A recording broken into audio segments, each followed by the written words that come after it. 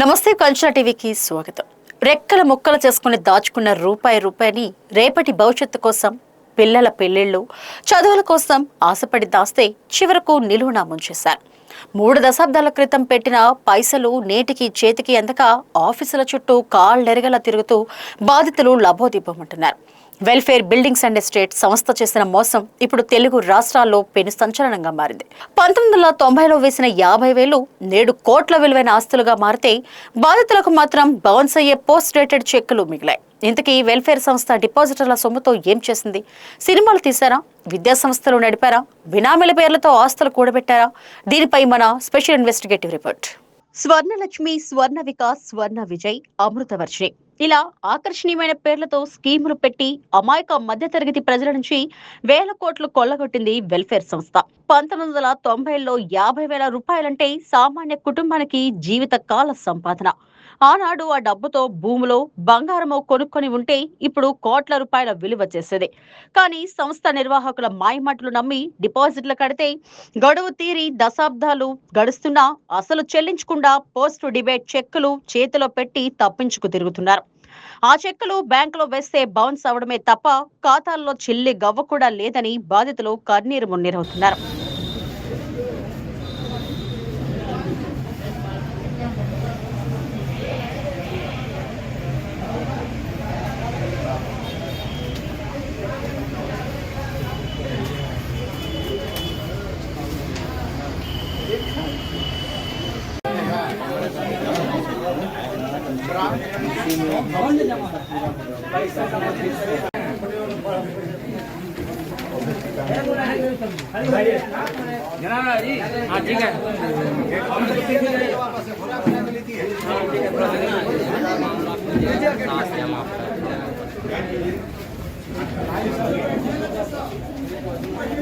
ना ठीक है कुछ बैठ लो रहेंगे अच्छा ना है।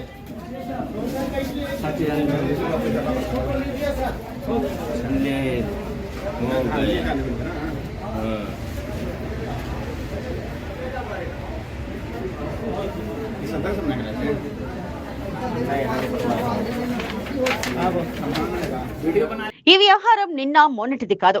2016లోనే సిబిఐ అనేక చోట్ల సోదాలు జరిపింది. 2021 నాటికి కూడా సంస్థపై ఫిర్యాదులు వెల్లువెత్తాయి. అయినా బాధితులకు రావాల్సిన అసలు డబ్బెక్కడా? అధికారులు గుర్తించిన ఆస్తుల విలువెంత? అసలు ఈ డబ్బు ఏ వ్యాపారాలకు మళ్లింది? బినామీల గుట్టు తేలేదెప్పుడు? డిపాజిటర్ల నుంచి వసూలైన ప్రతి రూపాయి మనీ ట్రయల్ తీయాల్సిన అవసరం ఉంది. పబ్లిక్ రికార్డుల ప్రకారం మల్లా విజయప్రసాద్ పలు భారీ బడ్జెట్ సినిమాలు నిర్మించారు. మరి ఆ సినిమాలకు, విద్యా సంస్థలకు, ఇతర రియల్ ఎస్టేట్ వ్యాపారాలకు పెట్టిన పెట్టుబడులు డిపాజిటర్ల సొమ్మేనా?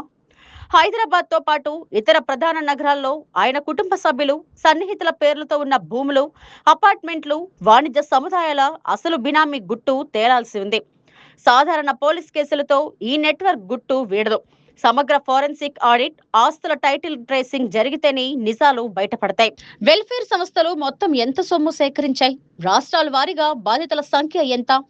ప్రస్తుతం చెల్లించాల్సిన అసలు, మెచ్యూరిటీ బకాయిల మొత్తం ఎంత? వివిధ స్కీముల కింద అమాయకుల నుంచి వసూలు చేసిన విధి విధానాలేంటి? డిపాజిటర్ల సొమ్ము ఏ వ్యాపారాలకు మళ్లింది? సంస్థ పేరిట ఉన్న భూములు, ఆస్తులు ఇప్పుడు ఎవరి ఆధీనంలో ఉన్నాయి? కేసుల తర్వాత ఆస్తుల బదిలీలు జరిగాయా? డైరెక్టర్లు, కుటుంబ సభ్యుల పేర్లకు బదిలీ అయిన నిధులెంత? ఇప్పటి వరకు అటాచ్ చేసిన ఆస్తుల విలువెంత? బాధితులకు ఆస్తులు అమ్మి ఎప్పటిలోగా పరిహారం చెల్లిస్తారు? 15 अगस्त 2022 75वां स्वतंत्रता दिवस मनाते हुए ब्रांच नंबर 233 मन्नीदीप के तमाम सीनियरगण आज 55 श्री पंचमुखी हनुमान मंदिर के पास बैठ के निर्णय लिया गया कि हमारे सीनियर लोग विशाखापट्टनम गए थे, उनने क्या संदेश लाया, किस ब्रांच को कितना पैसा दिलवा रहे हैं, ना तो फ़ोन उठा रहे हैं और न बात करना पसंद कर रहे हैं, न मैसेज दे रहे हैं। इसलिए हम लोगों ने आज 55 श्री पंचमुखी हनुमान जी के यहाँ शपथ लिए हैं। आप पैसा के लिए हम नहीं कहेंगे। अर्जुन प्रजापति जी के यहाँ हम लोग पधार रहे हैं और रिक्वेस्ट करूँगा कि कोठी में अपन चावल, दाल, आलू, प्याज भर के रखिए। अर्जुन जी आवे थी जा, पैसा ना मांगब जा। इतना जितना मूड़ी दिख रहा है ना, इतने का भोजन 10-12 महिलाएं रहेंगे, इनको रख लीजिएगा, बिस्तर की व्यवस्था कर लीजिएगा। बस यही प्रार्थना है। आपको 40,000 45,000 पेंशन मिलता है ना, हम लोग भी బాధితులకు న్యాయం జరగాలంటే ప్రభుత్వాలు తక్షణమే స్పందించాలి. ప్రత్యేక దర్యాప్తు బృందం ఏపీ, తెలంగాణతో పాటు ఇతర రాష్ట్రాల ఆర్థిక నేరాల విభాగాలతో సమన్వయం చేయాలి. ఆన్లైన్ పోర్టల్, డిపాజిట్ సర్టిఫికెట్లు, రసీదులు, బౌన్స్ అయిన చెక్కుల వివరాలు అప్లోడ్ చేసుకునేందుకు ప్రత్యేక పోర్టల్ ఏర్పాటు చేయాలి. ఫోరెన్సిక్ ఆడిట్ సంస్థ ప్రారంభమైన నాటి నుంచి జరిగిన లావాదేవీలపై సమగ్ర బ్యాంక్ ఆడిట్ జరగాలి. హైకోర్టు రిటైర్డ్ న్యాయమూర్తి నేతృత్వంలో క్లెయిమ్స్ కమిటీ వేసి ఆస్తులను వేలం వేసి బాధితులకు అసలు పంపిణీ చేయాలి. కేవలం నిందితులను అరెస్టు చేయడంతోనే వ్యవహారం ముగిసిపోదు. డిపాజిట్లు పెట్టిన వారిలో చాలా మంది ఇప్పటికే వృద్ధాప్యంలోకి చేరుకున్నారు. కొందరు కన్నుమూశారు. వారి వారసులు నేడు న్యాయం కోసం ఎదురు చూస్తున్నారు. మా జీవితాలు గడిచిపోతున్నాయి, కేసులు మాత్రం కొనసాగుతున్నాయి. మాకు కావాల్సింది హామీలు కాదు, మా కష్టార్జితం అంటూ బాధితులు పెడుతున్న ఆర్తనాదాలకు ప్రభుత్వాలు, న్యాయస్థానాలు ఎప్పుడు తెరదించుతాయో చూడాలి.